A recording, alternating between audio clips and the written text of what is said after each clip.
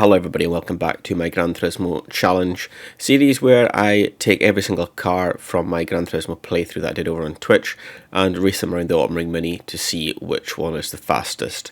And as you can see on the screen here, this is how the standings are looking so far before we do the next two cars in the garage.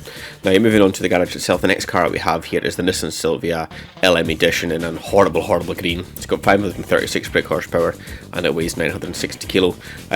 I never actually used this during the playthrough. Here's a quick list of its fitted parts. Race car, so it's got everything on it. But yeah, no, I never used this car in the playthrough. It's one that I won, but never actually, never touched or used. But here we are onto the lap itself. Now coming around the final corner, a little bit twitchy, not quite the best run. On the brakes, it was a little bit squirrely. It took me a long time to get used to this car. Each car does get 5 laps to show its best time, but it took me a while to get into the swing of things with this one. First sector wasn't too bad, but it wasn't great. We weren't using the full track to its full potential. Trying to keep it calm on the brakes, but it just wants to understeer at the same time. But it does get a good bit of power out of the corner as well.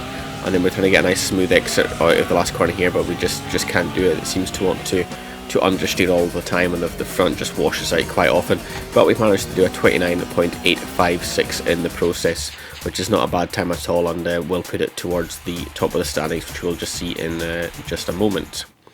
So here we are, it puts it into 4th place just behind the Dodge Viper GT SR and ahead of the R33 Skyline, which was highly tuned. So it's not a bad performance for a car with less power but a lot less weight as well. So despite the shortcomings of its handling, it isn't a bad result. On to the Toyota Supra RZ, now 300 brake horsepower and it's a bit heavier, 1,510 kilograms in weight. And if I remember rightly, I bought this car for the non-tuned car championship, and as you can see there is no parts on it. We did go and get racing Supra soft tyres, however, just to make sure that everything's got a level playing field. But yeah, I'm pretty sure this is the car I bought for the non-tuned car championship, probably one of the better non-tuned cars in the game. As we come on to the flying lap now, just dabbing on the brakes, the rear does want to step out a little bit, a little chip down to first, which you probably didn't need, but it's got it going in the right direction. A little bit sideways through the next corner there, but it was relatively tidy. Like I said, it's not overly powerful, but it's got the grippy racing super soft tyres on it now, so it does grip relatively nicely despite the rear wanting to step out a little bit. It's been a pretty tidy lap, but the weight of this car without any modifications to it is definitely hindering it, as you can see in the performance, especially compared to the racing Silvia.